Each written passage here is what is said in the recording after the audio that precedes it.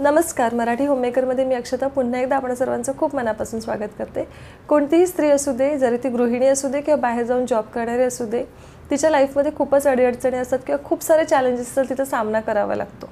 पण सगळ्यात जास्त चॅलेंजेस फेस करावे लागतात ते म्हणजे बाहेर जॉब करणाऱ्या स्त्रियांना.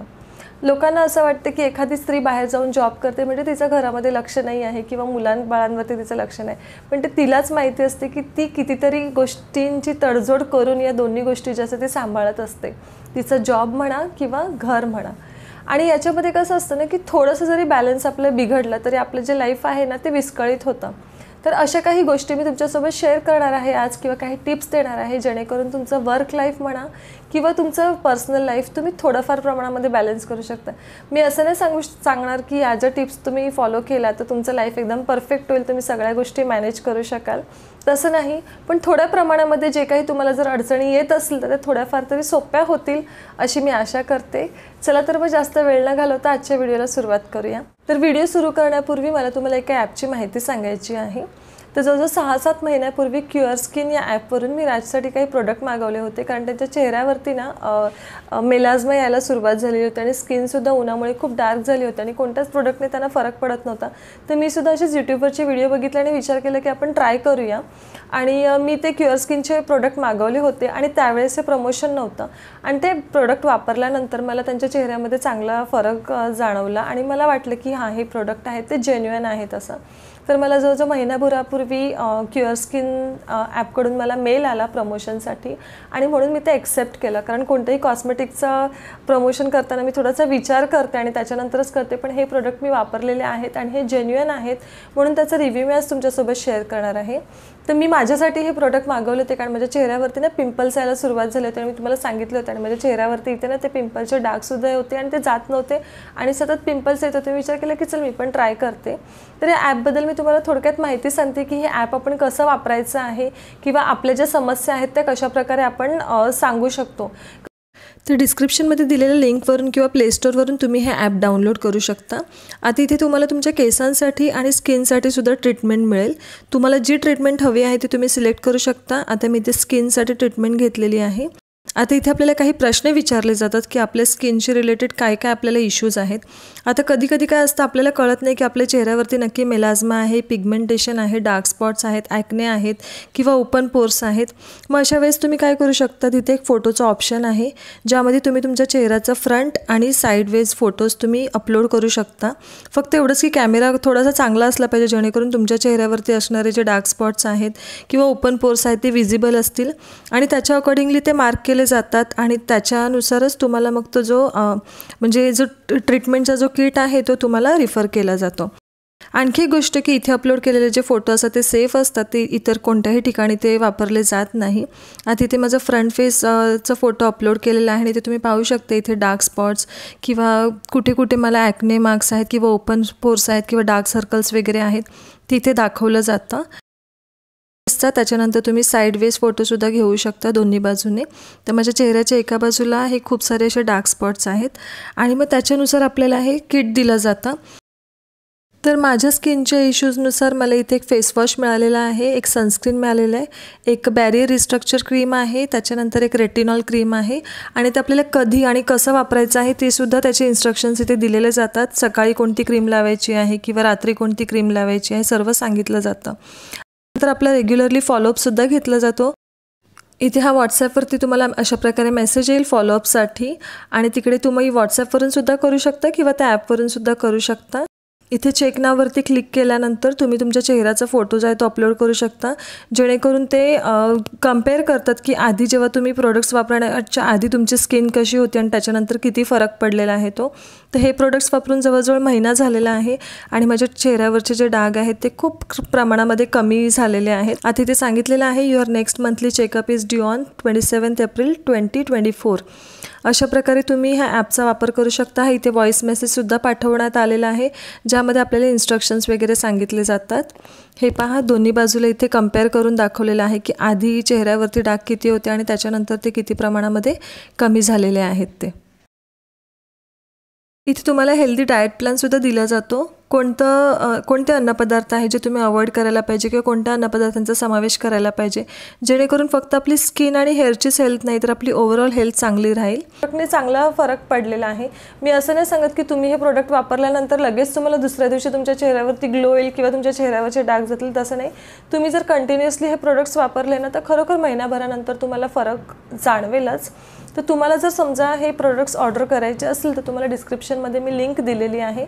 तुम्ही अक्षता 100 जर हा कुपन कोड वापरला तर तुम्हाला तुमच्या प्रोडक्ट्सवरती 100 रुपयांचं डिस्काउंट मिळेल. व्हिडिओच्या मेन मुद्द्याकडे यायला थोडासा वेळ लागलेला आहे आणि तुम्ही इथपर्यंत पेशन्स ठेवून व्हिडिओ पाहिल्याबद्दल खूप खूप धन्यवाद. ते व्हिडिओच्या जे क्लिप्स आहेत त्या जुन्या आहेत, फक्त त्याला मी इथे व्हॉइस ओव्हर केलेला आहे. तर मला तुम्हाला असं सांगायचं आहे की जर समजा तुम्ही नोकरी करत असाल आणि आपल्या काही सवयींमुळे किंवा काही गोष्टींमुळे जर समजा आपलं वर्क लाईफ म्हणा किंवा आपलं पर्सनल लाईफ जर इम्बॅलन्स होत असेल तर त्यामध्ये हार मानू नका. त्याचं काहीतरी सोल्युशन काढा. कारण मला कुठेतरी असं वाटते की नोकरी ही एक आपली ब्लेसिंगच आहे. कारण अशा भरपूर महिला आहेत ज्यांना नोकरी करायची असते, ज्यांना आर्थिकदृष्ट्या स्वावलंबी व्हायचं असतं, पण काही अशा परिस्थितींमुळे त्यांना ते करता येत नाही. मग जर समजा तुमच्याकडे नोकरी आहे तर तुम्ही स्वतःला नशीबवान समजा आणि अशा काहीतरी सवयी स्वतःला लावून घ्या जेणेकरून तुमचं जे वर्क लाईफ आणि पर्सनल लाईफ आहे ते थोडंसं तरी बॅलन्स होण्यास मदत होईल. तर सगळ्यात पहिली आणि महत्त्वाची गोष्ट आहे ती म्हणजे की आपली प्रोफेशनल आणि पर्सनल लाईफ जी आहे ती थोड्या प्रमाणामध्ये वेगळी ठेवणं. थोड्या प्रमाणामध्ये सांगण्यापेक्षा पूर्णपणे वेगळी ठेवणं. आपलं प्रोफेशनल स्पेस एक वेगळं असतं जिथे आपण गेल्यानंतर पूर्णपणे तिकडचंच व्हायचं आणि तिकडचीच कामं करायची. त्यावेळेस घरचा विचार करायचा नाही. आणि ज्यावेळेस आपण घरी असतो तेव्हा पूर्णपणे आपल्या घरालाच आपण डिवोट करायचं. आता कधीकधी असं होतं की आपल्याला काही कामांचे डेडलाईन्स असतात जे आपल्याला तिकडे ऑफिसमध्ये म्हणा किंवा जसं की आता मी स्कूलमध्ये जॉब करते तर अशा काही गोष्टी असतात ज्याचे डेडलाईन्स जवळ असतात. मुलांचे पेपर करेक्शन्स असतात किंवा पेपर सेट करायचे असतात किंवा रिपोर्ट कार्ड बनवायचे असतात किंवा इतर भरपूर असे काही डॉक्युमेंट्स असतात जे तयार करायचे असतात. मग त्यासाठी वेळ मिळत नाही. तर कधीतरी अशी कामं घरी आणणं ठीक आहे, पण शक्यतो कामं जी आहेत ते आपली ऑफिसमध्ये म्हणा किंवा जर तुम्ही स्कूल टीचर असाल किंवा शाळेमध्ये जॉब करत असाल तर तिकडे ती पूर्ण करण्याचा तुम्ही प्रयत्न करा. कारण जर आपण आपल्या ऑफिसची कामं जर घरी आणली तर आपल्याला घरामध्ये व्यवस्थित लक्ष नाही देता येत, मुलांवरती लक्ष नाही किंवा आपल्या लाईफ पार्टनरसोबत आपल्याला हवा तसा वेळ नाही घालवता येत. आणि जर समजा आपण घराचे टेन्शन आपल्या ऑफिसच्या ठिकाणी किंवा कामा ठिकाणी जर घेऊन गेलो तर तिकडे आपण व्यवस्थित कॉन्सन्ट्रेट नाही करू शकत. म्हणून शक्यतो आपली पर्सनल आणि प्रोफेशनल लाईफ जी आहे ती वेगवेगळीच ठेवण्याचा प्रयत्न करा. दुसरी एक महत्त्वाची सवय आहे ते म्हणजे वेळेचे योग्य प्रकारे नियोजन करणे. आपण बाहेर जाऊन जॉब करतो, जर समजा आपल्याला खूप जास्त मोठा प्रवास करून जायचं असेल तर साहजिकच आहे आपण सकाळी लवकर उठतोच, पण आपण उरलेल्या संपूर्ण दिवसभराच्या वेळेचं नियोजन योग्य प्रकारे करतो की नाही त्यावरती सुद्धा लक्ष देणं तितकंच गरजेचं आहे. ज्यावेळेस आपण घरी असतो, वर्क फ्रॉम होम करतो, तेव्हा आपल्याकडे भरपूर सारी कारणं असतात डिस्ट्रॅक्ट होण्याची किंवा कामं जी आहेत ती पुढे ढकलण्याची आणि त्यामुळे आपला वेळ कुठेतरी खूपच वाया जातो. पण असं कामाच्या ठिकाणी सुद्धा होतं. जसं की आता मी शाळेत जाते तर मोस्टली सगळा जो स्टाफ आहे तो लेडीज स्टाफ आहे. आपण कामा ठिकाणी जातो म्हणजे ऑफिसमध्ये सुद्धा आपले ग्रुप्स असतात, आपले कलिग्स असतात, आपली फ्रेंडशिप होते आणि आपण थोड्या प्रमाणामध्ये जेव्हा आपल्याला वेळ मिळतो तेव्हा आपण थोडाफार टाईमपास करतो किंवा गॉसिप हा तर प्रत्येकांचा फेवरेट विषयच असतो. पण तिथे जास्त भरकटून न जाता आपल्या हातात जितका वेळ आहे त्याचा योग्य प्रकारे वापर करणं गरजेचं आहे. मी असं नाही सांगत की सगळ्यांपासून लांब राहा, कारण ऑब्व्हियसली आपण एका ठिकाणी काम करतो तर ऑब्व्हियसली आपण एकमेकांशी बोलतो किंवा जर आपण नाही बोललो तर आपल्याला घमंडीसुद्धा म्हटलं जातं. तर त्याची जी लिमिट आहे ती थोडीशी तुम्ही आपण म्हणतो ना की लिमिट ठरवून ठेवा की किती वेळामध्ये आपल्याला कोणतं काम पूर्ण करायचं आहे आणि किती वेळ आपल्याला टाईमपास करायचा आहे. आता जसं की मी शाळेमध्ये जाते तर जसं मला फ्री पिरियड्स असतात, म्हणजे दिवसभरामधून जर टोटल 10 पिरियड असेल तर त्याच्यातला 1 किंवा 2 पिरियड फ्री असतात. मग त्याच्यामध्ये मी जास्तीत जास्त म्हणजे कामं पूर्ण करण्याचा प्रयत्न करते जेणेकरून डेडलाईन एखाद्या कामाची जवळ येता मला ती घरी कामं आणता येणार नाही. तर अशा प्रकारे तुम्हीसुद्धा तुमचं जे काम आहे ते जास्तीत जास्त ऑफिसमध्ये जितकं पूर्ण करता येईल तितकं करण्याचा प्रयत्न करा. त्याचसोबत घरी आल्यानंतरसुद्धा मला माहिती आहे की आपलं रुटीन खूप हेक्टिक असतं, तर त्यामध्ये सुद्धा घरच्या कामाचं सुद्धा वेळेचं नियोजन करा. दुसऱ्यांची मदत घ्या. जर समजा तुम्हाला असं वाटत असेल की अजिबात वेळ मिळत नाही, कारण मला कुठेतरी असं वाटते की ज्या स्त्रिया ट्रेनने ट्रॅव्हल करतात आणि रोज म्हणजे अपडाऊन करून नोकरी करतात त्याच्यानंतर घरी येऊन सगळं सांभाळतात त्यांना तर हॅट्स ऑफ आहे. माझं तसं नाही आहे. मला ट्रॅव्हल करायला खूप जास्त काही असा वेळ लागत नाही. पण जर समजा तुमचं तसं असेल तर तुम्ही बाहेरून मदत घ्या, म्हणजे एखाद्या कामवाली बाईची किंवा असे काही अप्लायन्सेस असतात ज्याची तुम्ही मदत घेऊन तुमचा कामाचा जो ताण आहे तो थोडासा कमी करू शकता. आता जसं मी तुम्हाला सांगितलं की तुम्हाला जर समजा तुमच्या कामाचा ताण कमी करायचा असेल तर तुम्ही हाऊस हेल्पसुद्धा हायर करू शकता, त्यांची मदत घेऊ शकता. पण माझ्या काही मैत्रिणी अशासुद्धा आहेत ज्या या गोष्टी अफोर्ड नाही करू शकत आणि सगळ्या गोष्टी त्यांना सिंगल हँडेडली सांभाळाव्या लागतात. म्हणजे जॉबसुद्धा करावा लागतो आणि घरी येऊनसुद्धा स्वयंपाक, धुणी भांडी म्हणा किंवा साफसफाई सगळी कामं करावी लागतात. तर अशा वेळेस तुम्ही घरातील इतर लोकांची मदत घ्या. जर समजा तुम्ही जॉईंट फॅमिलीमध्ये असाल तर घरातील इतर लोकांनासुद्धा त्यांची कामं ॲटलीस्ट स्वतःची कामं स्वतःहून करायला लावा किंवा इतर बाहेरची जी कामं आहेत ती त्यांना करण्यासाठी सांगा. किंवा जर समजा तुमची न्यूक्लिअर फॅमिली असेल तर मुलांची किंवा मिस्टरांची मदत घ्या. मला अशाही कधी कधी कमेंट्स येतात की आमचे जे मिस्टर आहेत ते मदत करायला बघत नाही, त्यांना असं वाटतं की घरातली जी कामं आहेत ती फक्त बायकांची जबाबदारी आहे. पण ती जी तो जो गैरसमज आहे, तो जो समज आहे तो खरं तर खूप चुकीचा आहे. आणि आता जगसुद्धा बदलत चाललेलं आहे आणि मला असं वाटतं की बहुतांशी जे पुरुष आहेत तर घरातील स्त्रियांना मदत करतात. तुम्ही मुलांनासुद्धा छोटी छोटी कामं शिकवा. मी माझ्या व्हिडिओ थ्रू नेहमी सांगते की मी माझ्या मुलांना अशी जी लहान सहान कामं आहेत ती शिकवते, जेणेकरून त्यांना इन फ्युचर स्वावलंबी होण्यास मदत होईल. त्यांनासुद्धा कळेल की घरामध्ये बायकोलासुद्धा मदत करणं तितकंच गरजेचं आहे आणि कोणतंही काम हे पुरुषाचं किंवा स्त्रियांचं नसून दोघांचं आहे.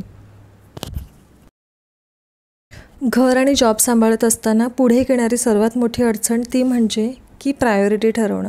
कधीकधी आपण अशा सिच्युएशनमध्ये पडतो की आपल्याला कळत नाही की नक्की प्रायोरिटी कुठे द्यायला पाहिजे, आपल्या पर्सनल लाईफला द्यायला पाहिजे की आपल्या प्रोफेशनल लाईफला द्यायला पाहिजे. उदाहरण देऊन सांगायचं झालं तर समजा अशी कधी सिच्युएशन येते की तुमच्या मुलांची तब्येत ठीक नाही आहे आणि जॉबच्या ठिकाणीसुद्धा तुम्हाला खूप इम्पॉर्टंट मीटिंग किंवा एखादं इव्हेंट असं अटेंड करायचं आहे आणि दोन्ही ठिकाणी तुमचं असणं पॉसिबल नाही आहे.